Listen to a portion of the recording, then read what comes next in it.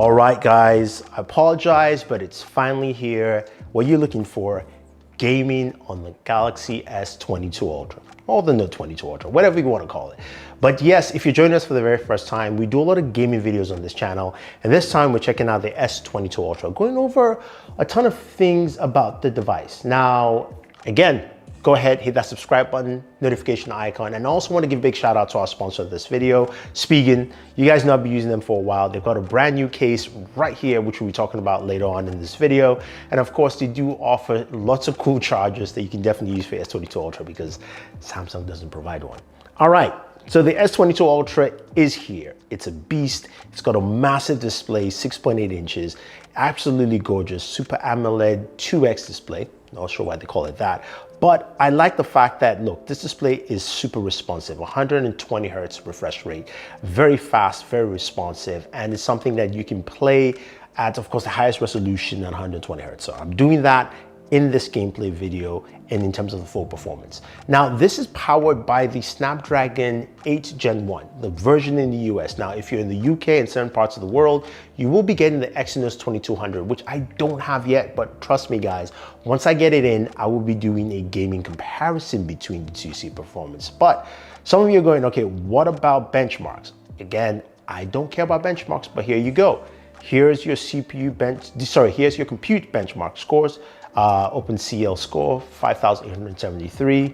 You can see how it compares to Exynos from last year. It is actually slightly behind. Then if we go into CPU scores, you can see it's 1,216 single core, multi-core 3,429.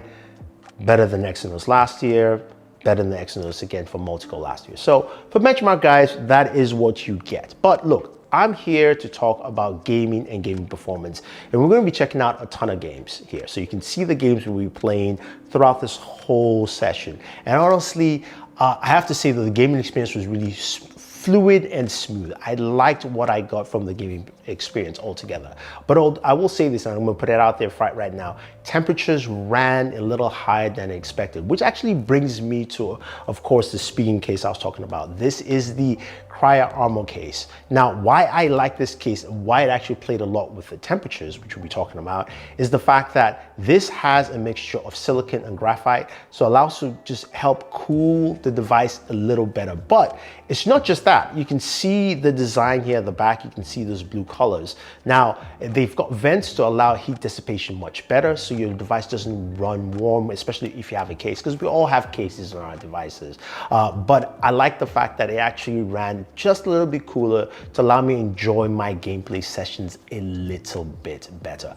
This is an awesome case, retails for $21.99, definitely check out. And also, this is also something that is very needed because those temperatures went up to 106 degrees. Now, that might not be too bad because some other devices have run definitely warmer, and it is cooler from last year, but it was something that I noticed. Now, this didn't happen with every single game, and I'll mention the games that actually ran those temperatures too. So the very first game is Call of Duty Mobile, and we, of course, played it a couple of times. I use Gamebench Pro to measure the benchmarks, and as you can see, I've got 3 gaming sessions here, all 60 FPS in terms of frame rates. Go back to the next one, you can see.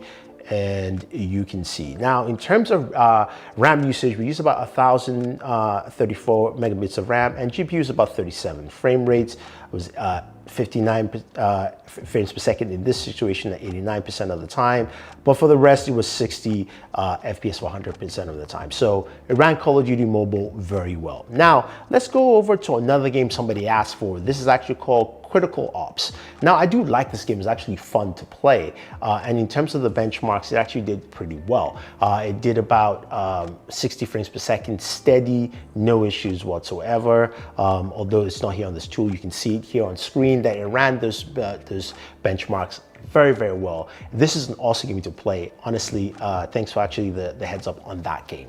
Now, you guys, of course, want to see PUBG Mobile. Now, somebody asked me to play PUBG Mobile with a GFX tool. I just didn't have enough time, guys. But PUBG Mobile, I did put in a ton of hours and a lot of sessions into the gameplay, and playing Smooth Extreme a couple of times here. We started off with 58 frames per second, and then it kind of just improved and got better. We got 60 FPS as well. We got another 60 FPS session here, and you can see the RAM usage, 442, GPU 28. It's not really GPU intensive. You can see the RAM usage is still very similar across the board. Now, the one thing I did notice at Smooth Extreme is that the FPS stayed at 60 frames per second for 100%, and your battery usage was about 26% per hour. And we'll get to the battery in a second there. Now, also playing an Ultra HD Ultra, 40 frames per second as you would expect. RAM usage is also similar. GPU usage was much higher because of course it's more graphically intensive at this point. Same thing with just another session as well. You can see the GPU usage. And of course the battery increased in usage to 37% per hour. So which means you're gonna be using more battery juice if playing at Smooth Extreme, but still solid overall. So those games are handled pretty well. Before I get to Genshin Impact, I've got a couple other games to actually showcase. So we've got Lost Light. Now, Lost Light was a fun game and it actually played really well. You can see it also had a higher GPU use at 57 frames per second. You can see the graphics of this game. It looks pretty nice. You can see it's a little bit more graphically intensive. CPU not so much. RAM is much higher at 1,203 megabits usage of RAM, and 60 frames per second. It used that for about 96% of the time. So that was actually pretty good. Our battery consumption was actually not decent at 24% per hour. So Lost Light, a fun game to actually check out right there. So let's get to the big hitters in terms of performance and performance usage. So there is Black Desert Mobile. Now, this game here, I couldn't get the GPU or RAM usage of it, but I was running about 43 frames per second at the maximum resolution for it. And I played for 22 minutes and 4 seconds, basically. And the game is intense. There's a lot of particles on screen. It does a lot of stuff, so you can see the kind of performance you get from it. But I will say this though, that yes, even though it ran pretty well, I wanted to get to a stable frame rate, you know, of about hopefully 60, but it stayed at 45, and it was kind of locked between that 43 and 45 there. In terms of frame rate, set at 43 for 92%, and the battery usage is about 24% for the hour or so of use. So that is actually Black Desert, a fun game to play and one that uses a lot of course, juice from the device, if you will. Now, Genshin Impact. Genshin was very, very interesting. So I couldn't actually record it off the device. So I connected it to my PC and I ran Genshin Impact. Now, you know how Genshin is. Using it at, of course, max settings, this game can be very, very intensive to play.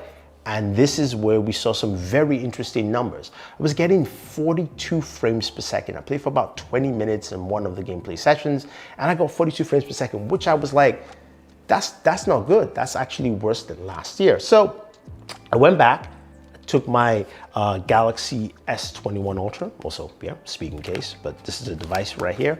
I took my S22 Ultra and I played the same game as well, and I got similar results. And I was going, okay, what's going on? So honestly, that is what I got for Genshin Impact on the S22 Ultra.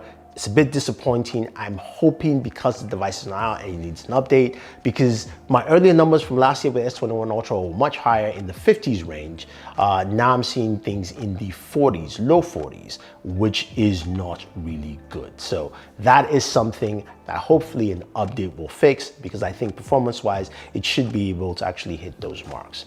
So when it comes to battery use and battery drainage, now from the games we saw, it told us roughly around 24 to about 25% battery loss within an hour, at least just what Game Bench Pro told us. But in my actual use case, I got closer to about 15% per hour, which is actually pretty good. It shows cases that this processor does a really good job at just battery regulation, especially while gaming for a long period of time. I had a good session for about 2 hours, and I saw about 15% per hour, getting to about 30%. Sometimes it actually was even less, about maybe 28% in terms of battery loss. So that's actually pretty good, because as you know, the S22 Ultra doesn't come with a charger. And you know, if you need to charge your device, that's going to be something that you definitely need if you're playing for long periods of time. And thankfully, As I mentioned earlier, Spigen does have a charger. This is the Spigen Power Arc charger, and what I like about it, it's a 45-watt charger. It comes with braided cable, and of course it's USB Type-C to each side, and it's a PD charger. It will support the fast charging you need on your Galaxy device. Honestly, it's a lifesaver since there's just no more chargers, especially with Samsung increasing the charging wattage, which you would think they will provide a charger for you. Anyway, you guys are probably asking, what about game streaming services? Yes, I did test out Xbox Game Pass, and it played well. Now, as you would expect, it should. I did try it over 5G with T-Mobile and Verizon, and it handled pretty well on both carrier networks with no issues whatsoever. Locked to 60 frames per second, so that's actually pretty consistent. I also used the GameStar X2 USB-C, which is a USB-C controller. Love that, works pretty well for it too. Also works well for emulators. I actually played a Dreamcast emulator, played Marvel vs. Capcom, and that worked well. No issues as well. So if you're looking to play emulators on your S22 Ultra, you should have no issues with it. The processor can handle things pretty well. I think when you look at this device overall in terms of gaming features, it will handle almost everything. When I say almost everything, we saw that hiccup with Genshin Impact where it just didn't give us numbers that I expected to see. So hopefully that is something that can be patched with a software update, because of course this device is not available on the market yet. So that's something I'll put as a little caveat there. But overall, temperatures were in line to what I expected. And I think this is going to be a device that a lot of people will love to use for their day-to-day gaming. Now, if you guys have any questions or any comments about some of the games, the accessories, or even the Spigen Cryo Armor case, as well as the Spigen Power Arc charger, let me know. Definitely use the links down below to pick them up, as well as also your own Galaxy S22 Ultra or any Galaxy S device. We do have links for you guys down below. This is Thunder E saying thank you, and always enjoy your entertainment.